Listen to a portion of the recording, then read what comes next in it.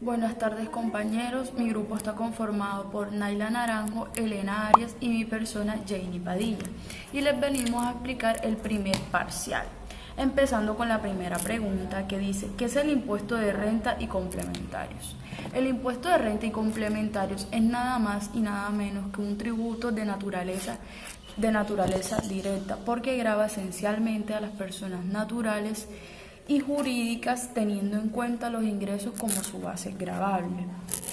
Cabe aclarar que estos mismos son aptos para producir un aumento en el patrimonio neto desde el momento de su percepción. La segunda pregunta es ¿qué personas naturales y asimiladas son contribuyentes del impuesto de renta? Bueno, por regla, todas las personas naturales y jurídicas que tengan residencia en Colombia son contribuyentes del impuesto de renta. Son contribuyentes del impuesto de renta y de ganancias ocasionales y en consecuencia los pagos están sujetos a retención en la fuente. Sobre el particular se puede decir que son sujetos pasivos del impuesto. Las sociedades, las personas jurídicas y asimiladas son contribuyentes declarantes del impuesto de renta. Ahora empezaremos a definir los términos, empezando con qué es una sucesión ilíquida. Una sucesión ilíquida, este término se refiere a los bienes y obligaciones de una persona fallecida, natural, cabe aclarar, que no han sido distribuidos entre sus herederos, ya sea cónyuges o legitimarios. Ahora vamos a definir lo que es un heredero, pero antes de definir lo que es un heredero debemos tener claro qué es una herencia. La herencia comprende todos los bienes, derechos y obligaciones de una persona natural, que no se extingan por su muerte. Sabiendo esto, un heredero es aquel que sucede a título universal, o sea, es aquel que recibe todos los bienes, obligaciones y derechos tras la muerte de una persona, haciéndose cargo de todo lo que dejó la persona fallecida. La siguiente pregunta nos dice ¿qué se debe hacer en el RUT de una sucesión ilíquida? Bueno, en este caso se debe hacer la actualización en el RUT. Dicha situación, ¿qué se debe hacer en este? Primero se debe actualizar el RUT, actualizándolo como actualizando el estado de qué pasó. ¿Qué quiere decir esto? Que este cambio se realiza en la segunda hoja de RUT, en la casilla exactamente 89, donde nos dice el estado actual, y la casilla 90, donde nos dice la fecha en el cambio del estado. Esta será representada por parte del albacea.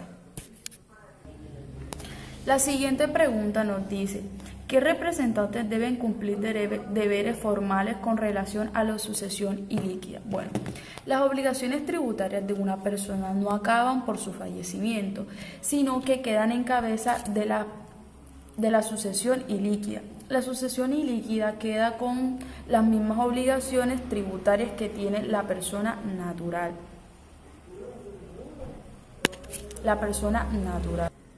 Por lo tanto, quien tiene el deber de cumplir estas obligaciones son los herederos o la persona que quede a cargo de la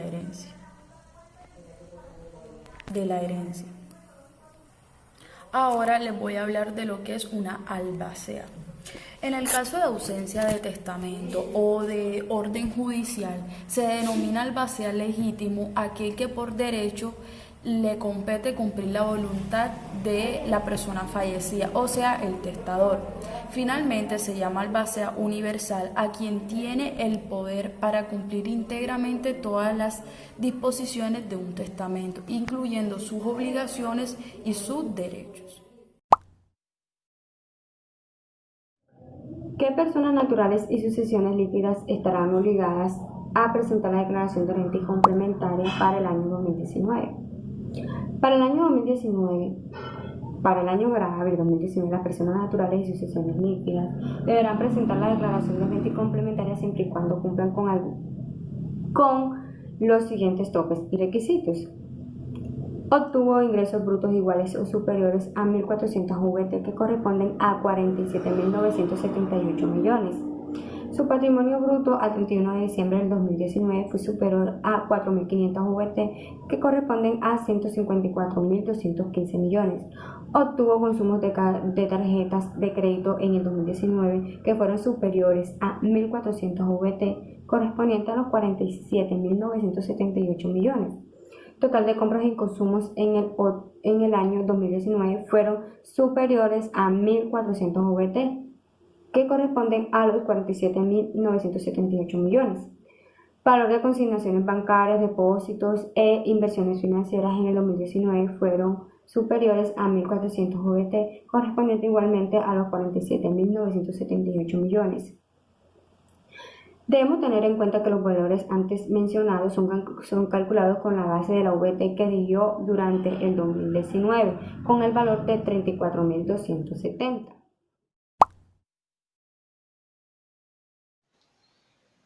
En el punto 5, que es un análisis de caso, encontraremos una serie de problemas los cuales identificaremos si estas personas declaran impuesto a la renta y complementarios por el año gravable del 2019, fundamentándonos con la información del punto número 4.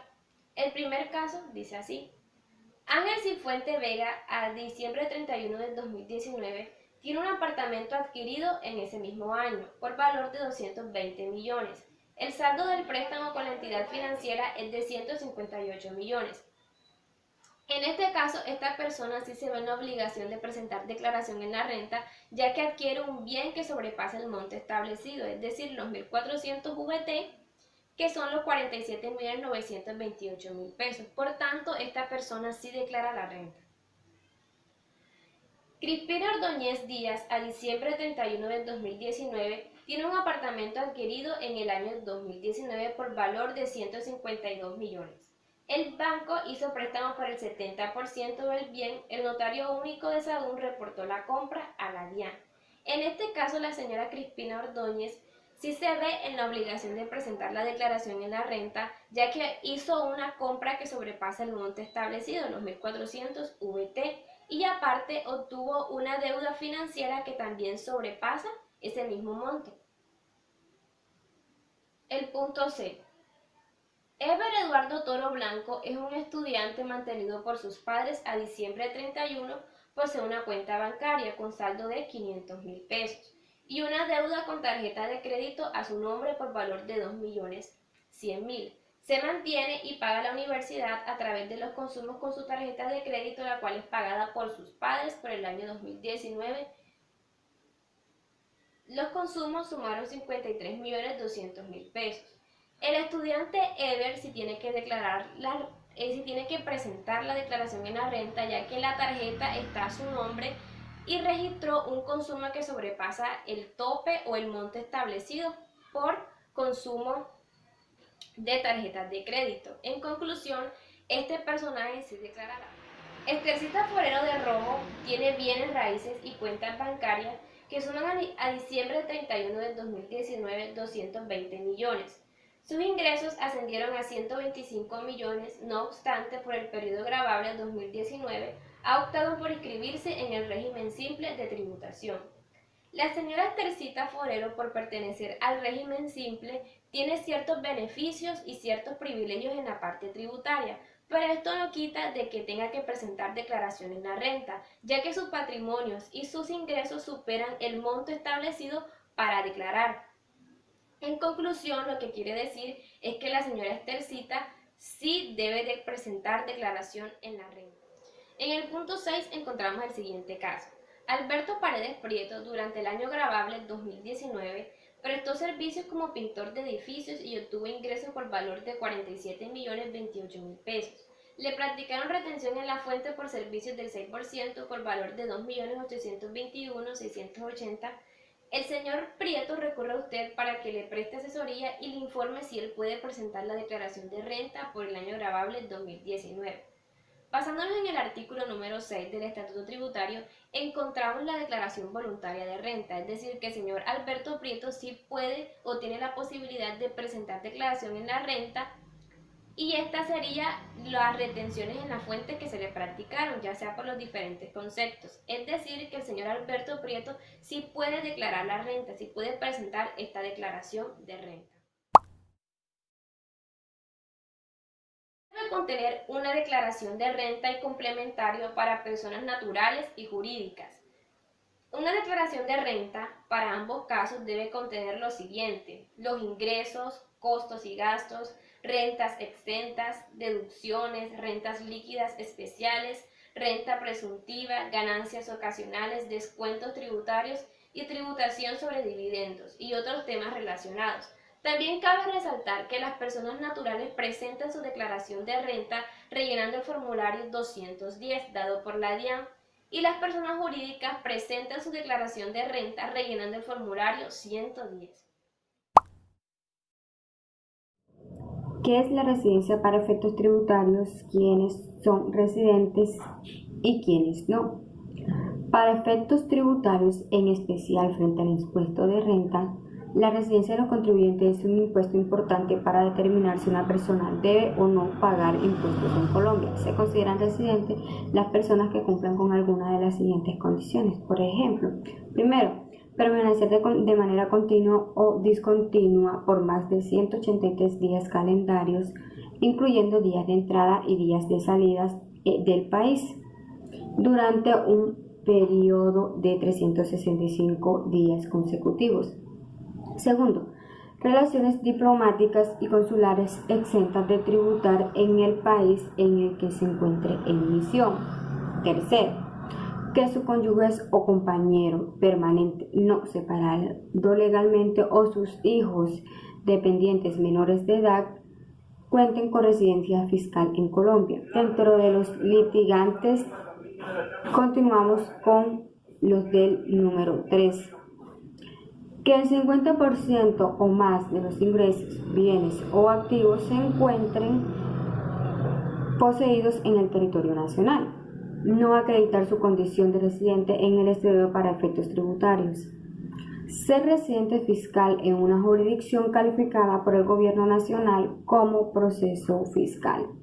No serán residentes fiscales los nacionales que cumplan con alguno de los literales del numeral 3, pero que reúnan alguna de las siguientes condiciones: que el 50% de sus ingresos o activos anuales tengan su fuente en la jurisdicción en la cual tenga su domicilio.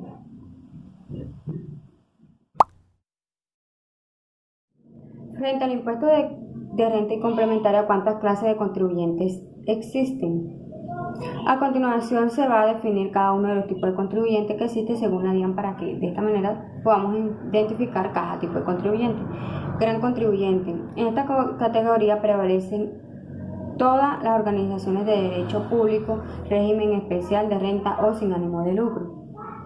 Contribuyente mediano alto. Este se hace para diferenciar del contribuyente mediano. El mediano alto, en este segmento se agrupan las personas naturales o jurídicas que cuentan con un patrimonio bruto superior a los 30.000 salarios mínimo mensual vigente. Contribuyente medio.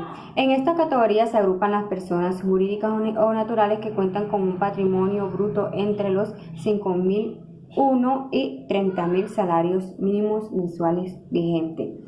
Contribuyente pequeño. El contribuyente pequeño es aquella persona natural o jurídica que cuenta con un patrimonio bruto de 501 y menos de 5.000 salarios mínimos mensuales vigentes. Contribuyente micro.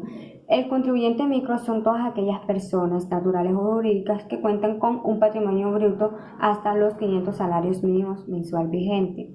De todas estas condiciones de la clasificación de los contribuyentes, el rango de patrimonio bruto del año horario se segmenta teniendo en cuenta el valor del salario mínimo mensual vigente, según el artículo 2 de la Ley 590 del 2000.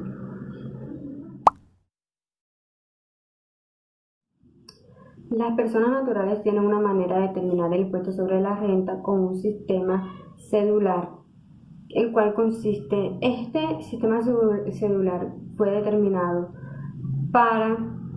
porque antes se acumulaban todos los ingresos, o sea, se sumaban todos esos ingresos como los salarios, las comisiones, los honorarios de todas las personas naturales, independientemente de la actividad económica que tuvieran. O sea, se percibían todos esos ingresos. Por consiguiente, se determinó el sistema cedular con el fin de diferenciar y presentar la declaración de renta por cada actividad personal de cada persona.